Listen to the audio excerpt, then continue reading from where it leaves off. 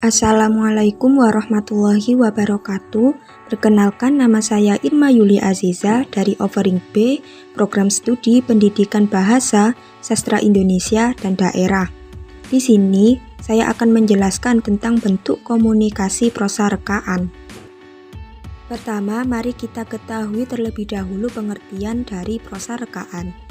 Menurut Aminuddin, prosa rekaan adalah kisahan atau cerita yang diemban oleh pelaku-pelaku tertentu dengan peranan, latar, serta tahapan dan rangkaian cerita tertentu yang bertolak dari hasil imajinasi pengarangnya atau dan kenyataan sehingga menjadi suatu cerita. Prosa rekaan adalah salah satu bentuk komunikasi. Sastrawan ingin menyampaikan pikiran, perasaan, dan keinginannya kepada pembaca dalam bentuk prosa rekaan.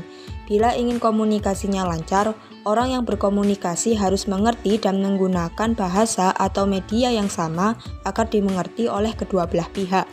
Sebagai bentuk komunikasi antara pengarang dengan pembaca harus ada kesamaan pemahaman tentang prosa rekaan. Bila pembaca tidak mengerti prosa rekaan, maka akan terjadi salah penafsiran. Di dalam karya sastranya, sastrawan mengemukakan pikiran dan perasaannya kepada pembaca lewat pencerita. Pencerita inilah yang bercerita tentang tokoh-tokoh, peristiwa, tempat, dan hal lainnya yang ada di dalam karya sastra kepada pembaca atau pendengar di dalam karya sastra maupun kepada pembaca nyata. Aiser membagi pembaca atas dua macam, yaitu pembaca implisit dan pembaca nyata. Pembaca implisit adalah pembaca yang diciptakan sendiri oleh teks untuk dirinya dan menjadi jaringan kerja struktur yang mengundang jawaban, yang memengaruhi kita untuk membaca dengan cara tertentu. Sedangkan pembaca nyata adalah pembaca yang menerima citra mental tertentu dalam proses pembacaannya. Ketika membaca novel, maka orang yang membaca novel adalah pembaca nyatanya. Perhatikan skema bentuk komunikasi dalam prosa rekaan ini, baik antara pengarang dengan pembaca, maupun bentuk komunikasi di dalam karya prosa rekaan. Sastrawan adalah orang yang bertanggung jawab terhadap karya sastranya, karena dialah yang menulisnya. Ia bertanggung jawab mulai dari kata, kalimat, tokoh, latar, hingga tema yang ada di dalam karya sastranya. Meskipun demikian, yang bercerita di dalam karya sastranya bukan lagi sastrawan, tetapi pencerita.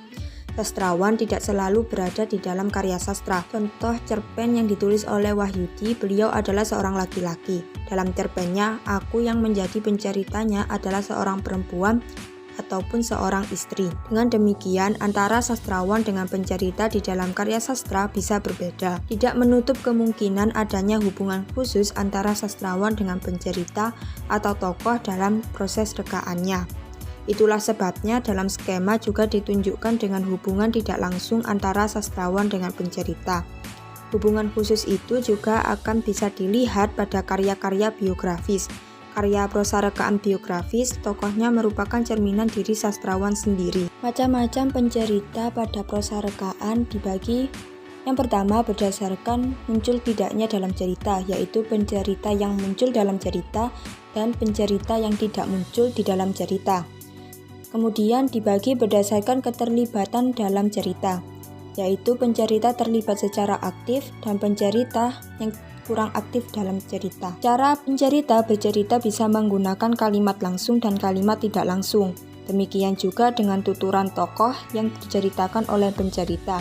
Bisa diambil oleh pencerita dan bisa dibiarkan tokoh tersebut langsung bertutur. Langsung tidaknya tuturan ini berpengaruh terhadap taraf kebenaran dan kepercayaan isi yang diceritakan. Semakin langsung tuturan itu disampaikan, semakin tinggi pula taraf kebenaran dan kepercayaan terhadap isi tuturannya. Gerald Prince mengemukakan teorinya tentang narati. Narati sendiri adalah orang yang kepadanya pencerita menyampaikan wacananya. Narati berbeda dengan pembaca. Pencerita dapat mengkhususkan narati berdasarkan jenis kelamin, kelas, situasi, ras, atau umur. Sedangkan pembaca yang nyata dapat atau tidak dapat bersamaan dengan narati. Prince juga membedakan narati dengan pembaca yang sebenarnya, atau pembaca yang dipikirkan penulis ketika mengembangkan ceritanya, dan pembaca ideal atau pembaca sempurna berwawasan yang mengerti setiap gerak penulis. Sekian penjelasan mengenai bentuk komunikasi prosa rekaan. Apabila ada salah kata, saya mohon maaf. Terima kasih. Wassalamualaikum warahmatullahi wabarakatuh.